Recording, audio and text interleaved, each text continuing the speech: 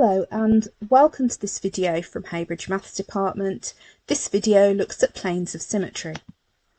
You should have already come across lines of symmetry, and this slide shows some regular polygons, and I've drawn the lines of symmetry onto them. We can use regular polygons and our knowledge of their lines of symmetry to help us work out where the planes of symmetry should be in prisms which have bases that are regular polygons. So if you remember, regular polygons have the same number of lines of symmetry as the number of sides they have. So an equilateral triangle will have 3 lines of symmetry because it has 3 sides, and a regular hexagon has 6 sides, so it will have 6 lines of symmetry. So let's start off by having a look at a triangular-based prism, and the base of the prism is an equilateral triangle.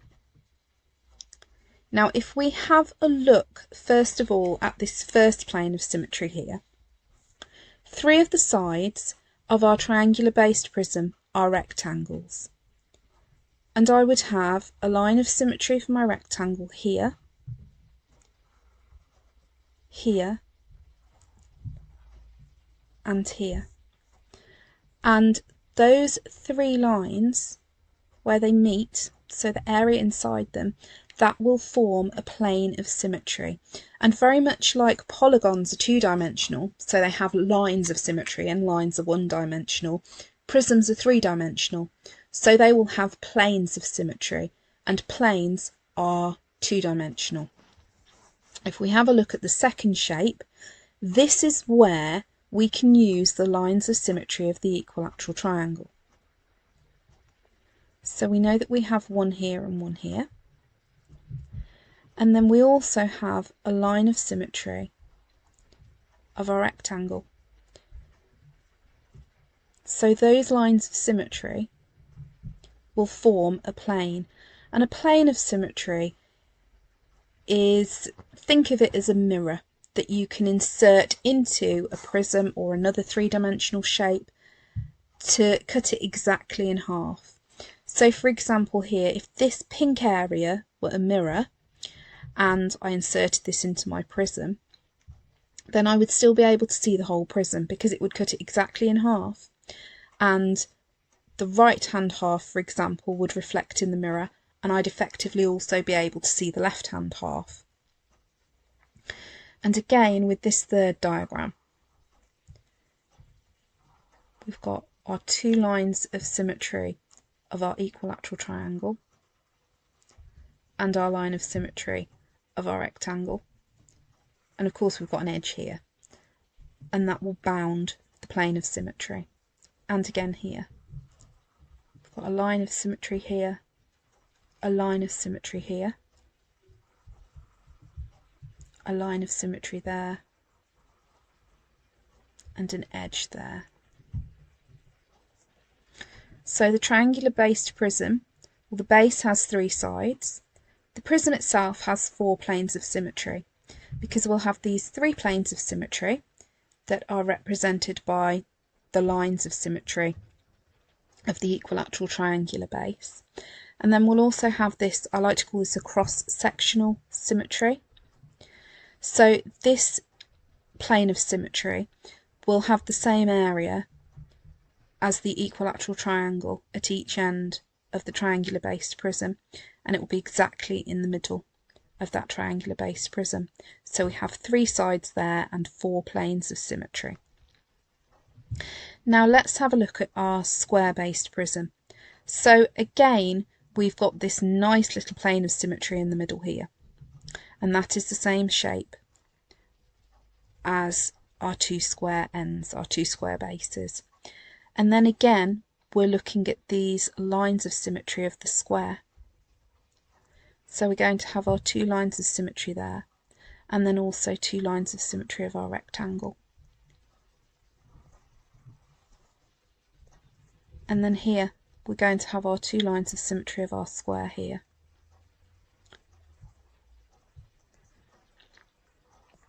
And our 2 lines of symmetry of our rectangle. Here we're going from vertex to vertex. So we use the edges of our three-dimensional shape of our prism to form the other two edges of our plane of symmetry. And again here we find the two identical lines of symmetry of our two square ends. And then we use the edges to bound the plane of symmetry. So here our square base has 4 edges, but we actually have 5 planes of symmetry. And that rule will apply to any regular polygon-based prism. So for example, if I had a hexagon-based prism, I would have, my hexagon has 6 sides, but I would have 7 planes of symmetry, because I would have 6 planes that were formed from looking at the symmetries, lines of symmetry of the regular hexagon, and then I would have a 7th plane of symmetry that would be the same shape as the regular hexagon and would be cutting the shape exactly down the middle, like this first diagram here. Now let's have a look at the cube. So I've chosen the cube because it's very, very common. It's probably the three-dimensional shape that we come across most in mathematics. It has very unique properties.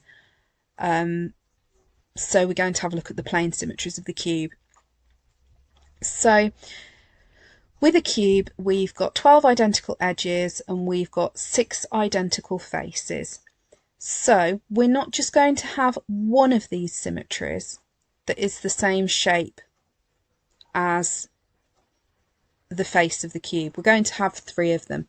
So we're going to have one that will cut the cube across this way. We're going to have one that will cut downwards, and then we're going to have another one that will cut downwards, but it will be facing forward. You do need to remember when you're working out these symmetries that you don't move the cube. You move the plane, but you do not move the cube. So you might look at these top 3 and think, oh yes, but they're all exactly the same because they all cut the cube into two separate halves, and those halves are the same shape. But no, because we're moving this plane. So if we were to label these faces, we might call this top face A, and we might call this bottom face B. So we would have one plane of symmetry that is parallel to A and B. Then we might call this C, and we might call this D. So we have a plane of symmetry that is parallel to C and D. And then we might call the front of the cube E and the back of the cube F. So then we would have a third plane of symmetry that would be parallel to E and F. And now we're again going to use this idea of these diagonal symmetries, so these vertex to vertex symmetries of the faces. So if we have a look at the first of our 6 bottom cubes, we've got 2 opposite symmetries of our faces here that we labelled A and B. I'm going to use these 2 edges to form our plane of symmetry, and that would give us 2 identical triangular prisms, 2 isosceles triangular prisms. And if we do this, so we're now going to take the other vertex to vertex symmetry of faces A and B and these 2 edges, and then we're going to have 2 more of these isosceles triangular prisms. That's what that plane of symmetry would divide that cube up into. And you can see exactly the same is happening here. In the 3rd and 4th diagrams, we've taken the vertex to vertex symmetries of faces C and D, and in the 5th and 6th diagrams we've taken the vertex to vertex symmetries of faces E and F and used them to form these planes of symmetry. So the cube has 9 plane symmetries. So the next shape that I've chosen is the square-based pyramid, and I've chosen this because this is another one that we see a lot in mathematics. So any pyramid that has a regular polygon as its base will have congruent triangular faces. So I've got these 4 congruent triangular faces here, and they will be isosceles triangles, and then I've also got my square base. So I can use the symmetries of these different shaped faces to help me work out where my planes of symmetry will be. So I know that with an isosceles triangle, the only lines of symmetry that they're going to have are going to be from this top vertex down to the base. And then I will have that line of symmetry for my square base. And I can do the same thing all the way around. So this is the same. The second diagram, I've got my 2 lines of symmetry of my 2 triangular faces, and then an edge-to-edge symmetry of my square base. And then here I'm doing the vertex to vertex, so the diagonal symmetry of my square base. And then I'm using these 2 edges here to form my plane. And then the same thing here. I'm going to have a diagonal symmetry of my square, and then these 2 edges here to form my plane. And those are my 4 symmetries, my 4 planes of symmetry. And for a square-based pyramid, we will have 4 of these. If I had a hexagonal-based pyramid, then I would have 6. So if I'm having a regular polygon as the base of my pyramid, I will always have the same number of planes of symmetry as I have edges or sides to my base. So now I'm going to have a look at some shapes that are based around the circle. And circles have an infinite number of lines of symmetry. The line of symmetry of a circle is its diameter. So that's a line that passes from one point on the circumference to the opposite side on the circumference, and it passes through the centre of the circle. And I can rotate this diameter around because my circle doesn't have any vertices. It doesn't really have any real edges. It just has one edge. So that diameter can be rotated into an infinite number of positions, which means that my circle has an infinite number of lines of symmetry. And I can apply this to shapes that are based around the circle. So with a cylinder,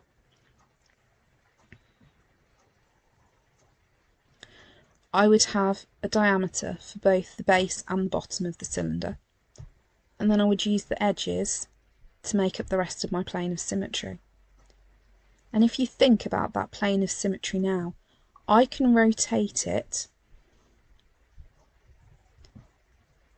to whichever position I want within that cylinder. So my cylinder has an infinite number of planes of symmetry. It also has a plane of symmetry that will cut it in half across there, like any other prism, because effectively a cylinder is a circular based prism. We just have the special name of cylinder for it. Now I've actually already got a plane of symmetry shown on my sphere. And again, I could rotate this to any position I wanted within that sphere. So I could maybe rotate it downwards, or I could rotate it diagonally upwards, diagonally downwards. So again, I've got an infinite number of planes of symmetry for a sphere. And then finally a cone. So that will be my line of symmetry of my circle. And I can form my plane of symmetry from the edges. And again, I can rotate that around, and I will have an infinite number of planes of symmetry for my cone. Thank you for watching.